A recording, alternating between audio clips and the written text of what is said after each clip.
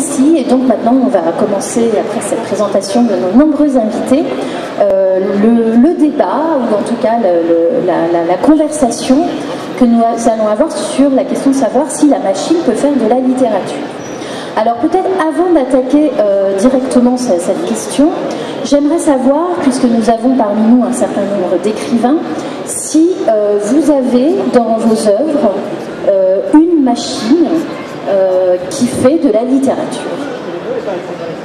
Je n'ai pas lu toutes vos œuvres, donc c'est une vraie question naïve. Voilà, qui veut commencer, Olivier? En fait, j'ai un texte qui est directement dans le sujet de la table ronde, puisque le titre c'était l'IA qui écrivait des romans d'amour. Donc directement.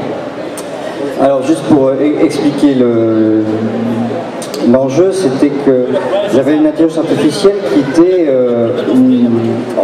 dans un laboratoire, en fait, pour faire simple, et qui était dédiée à terme à être dans le trading haute fréquence, donc avoir de l'analyse de cours, etc. Sauf que dans un petit coin de sa conscience informatique, sachant que c'était une intelligence biomimétique, c'est-à-dire à la fois silicium et organique, il y avait tout un aspect là-dessus, elle avait une part créatrice et elle utilisait tous les romans Harlequin qu'on lui avait donnés pour créer un roman. C'était sa création d'un roman Harlequin, un roman d'amour. Et en fait, on se rendait compte aussi qu'elle traduisait le rapport qu'elle avait avec son créateur, son chercheur-créateur, dans les romans qu'elle écrivait. Et alors évidemment, le twist final, c'est-à-dire que du fait de cette programmation-là, elle devenait moins bonne dans son trading haute fréquence.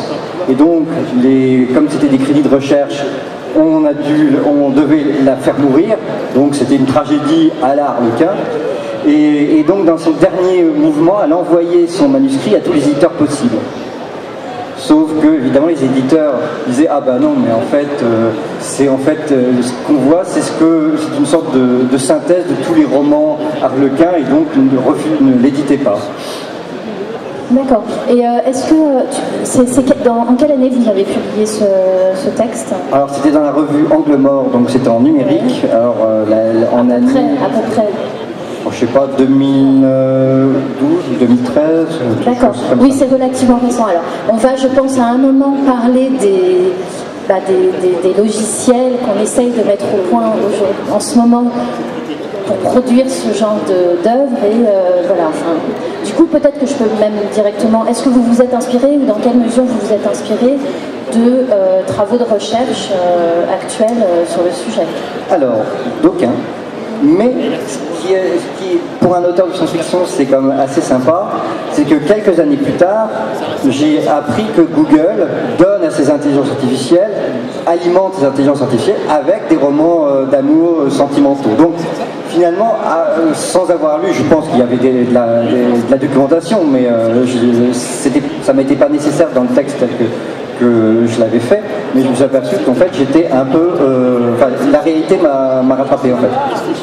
Raphaël? Oui, moi dans mes romans il y a des machines qui font un peu tout et n'importe quoi, donc pourquoi pas de la littérature, mais justement non en fait, puisque je pose un présupposé auquel je ne crois pas forcément dans le vrai monde d'ailleurs, qu'à un moment l'intelligence artificielle va bloquer sur un truc fondamental qui relève de la conscience, et que donc elles ne pourront pas être douées de conscience, et donc ce sera sans doute difficile pour elles de mettre de l'émotion authentique et des choses comme ça dans de la littérature. Mais encore une fois, je crois pas forcément que ça arrive dans le vrai monde. D'accord, alors je trouve ça vraiment intéressant comme remarque, parce qu'en fait vous suggérez parce que justement on pourrait dire au contraire, un auteur de science-fiction va se permettre une hypothèse, disons, généreuse, qui consiste à admettre la possibilité de la conscience dans une fiction qu'on n'admettrait peut-être pas aussi facilement dans la réalité. Et vous avez l'air de dire que vous fonctionnez à l'inverse. J'ai fait l'inverse pour une très bonne raison qui spoilerait tous mes romans si je la disais ici, mais non, j'avais besoin de limiter les intelligences artificielles pour donner de la place à autre chose, en fait, qui là pour le coup est assez audacieux, et j'utilisais généreuse, ça, oui, très généreux dans mon hypothèse fictionnelle. D'accord. Cela dit, j'ai une intelligence artificielle qui développe des problèmes de langage, donc ça parle un petit peu avec ça. Elle a des idiosyncrasies, elle arrête pas de dire si tu préfères, c'est-à-dire qu'elle dit quelque chose aux humains, et comme les humains, elle a toujours peur que l'humain ne comprenne pas, que le langage de l'humain ne soit pas exactement le langage qu'elle a elle, donc dit toujours un deuxième truc pour essayer de préciser ce qu'elle dit.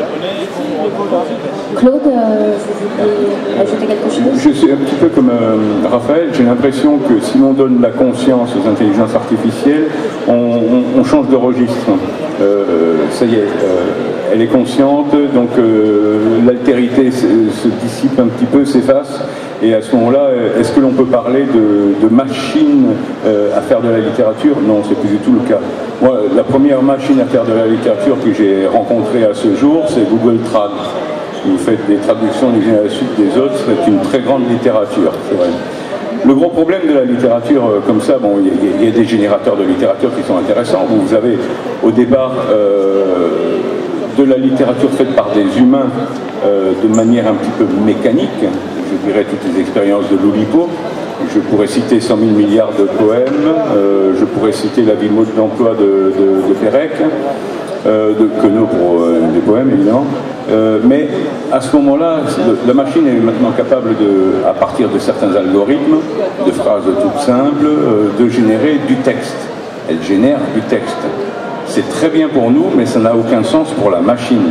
C'est nous qui mettons le sens, de la même manière qu'un générateur de musique ou qu'un générateur de peinture nous fera peut-être des œuvres très belles, mais il n'y a que l'humain qui sera capable de l'interpréter. D'accord. Anne, non? Yeah. I think that's a really interesting point. There are, as you say, neural nets that are predictive text generators, and so you feed them enough text and request an output, and it will look at the patterns in the text you give it and produce something that has very similar patterns. But the results are very often things that make people laugh very hard because the sentences look plausible, all the words are the right words, but they make no sense whatsoever. And it's so familiar and so bizarre at the same time. And this happens, of course, because the machine is not producing sentences because they mean something the way that we usually would. They're producing sentences that match certain patterns, and there are tons of patterns that just don't mean anything, and some of these are very hilarious. This year, I think it was this year, Sci-Fi London holds a 48-hour film contest where they give all the people entering a certain number of things. Your film has to have this in it, these couple of things, and then they say, now you have 2 days, go out and make a short film. And so one team actually fed the scripts of a lot of science fiction movies and science fiction television shows into one of these predictive text generators, and it produced a screenplay for them, which they then went and filmed. And it's completely bizarre and hilarious, but it makes no sense whatsoever. It got a special mention. The judges said, we don't know what this is, but it's so strange, we have to acknowledge it somehow, right?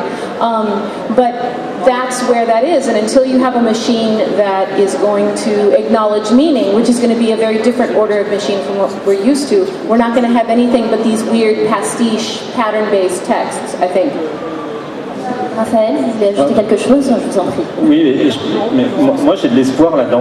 Pour moi, la réponse à la question, la machine peut-elle faire de la littérature, c'est qu'on ne sait pas et qu'il faut essayer, quoi. Et c'est un peu ce qu'ils ont fait pour la... Et moi j'ai envie de générer autant que possible des expériences comme celle que vient de décrire Anne, et en littérature en particulier. Et je pense qu'il y a une certaine poésie qui peut en sortir de là. C'est un peu ce que tu disais, avec des mots différents. Je pense qu'il y a une espèce de... Précisément parce que c'est quelque chose qui ne vient pas du commun des mortels, en l'occurrence ça vient d'une machine. J'ai vraiment l'espoir qu'un jour, c'est peut-être déjà le cas, les machines vont nous donner des textes à lire qui vont avoir leur propre poésie, une espèce de poésie numérique. Alors le sens sera peut-être pas au rendez-vous parce qu'il faut un processus plus compliqué pour obtenir le sens, mais la poésie, je pense qu'elle est là, quoi. Mais là, en fait, il y a aussi le problème, c'est qu'est-ce que la littérature? C'est-à-dire qu'on va remonter la chaîne jusqu'au bout et on n'a même pas fini. Mais je vous en prie. Alors, Milad.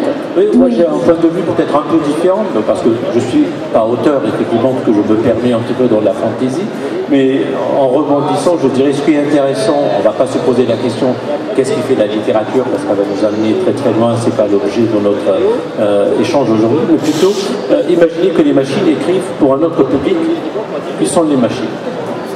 Non pas pour les humains, avec nos valeurs, nos sens, nos préjugés et nos attentes. Et là, peut-être, il y a autre chose. Un petit peu, j'interprète à ma façon.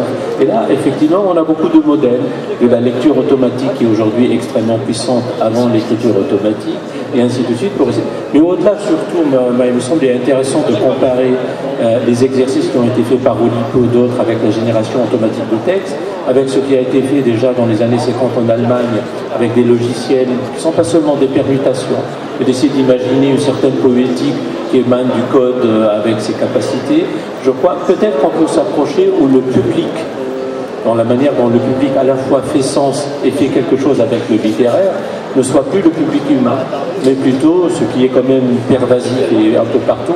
Dans ce cas-là, effectivement, les modalités de la valorisation littéraire peuvent changer, en tout cas évoluer, pour s'adapter à quelque chose. C'est juste un exercice de ce point de vue-là. Ce que tu veux dire, c'est que peut-être demain, à la table ronde, il y aura des robots ici qui se demanderont si l'homme peut faire de la littérature. Leur littérature. Ou alors qu'il aura le prix. Ah, mais sur les prix littéraires, je rappelle qu'il y a un concours de littérature japonais qui est ouvert aux intelligences, aux machines. Et il y a d'ailleurs... Il y a une nouvelle qui a passé le premier filtre. Alors, si tu me permets, on peut rebondir là-dessus parce que j'ai regardé ce cas-là un peu de près. Donc c'est vrai, c'est cette année, là, le concours, c'est ouvert aux non-humains en fait. Si un extraterrestre propose, c'est permis aussi. Et donc cette année, il y a un groupe universitaire qui a fait participer une machine à ce concours. En fait, la machine, elle n'a pas écrit une grande partie du roman. Si j'ai bien compris, le roman a été écrit par des gens avec plusieurs options possibles et la machine choisissait un peu les options en analysant un pattern. Et donc, les gens disent qu'elle a écrit genre 20% du roman. Effectivement, elle a été présélectionnée. Puis quand on en lit des extraits, il y a cette forme d'un peu de bizarrerie, peut-être de poésie dont on parlait tout à l'heure.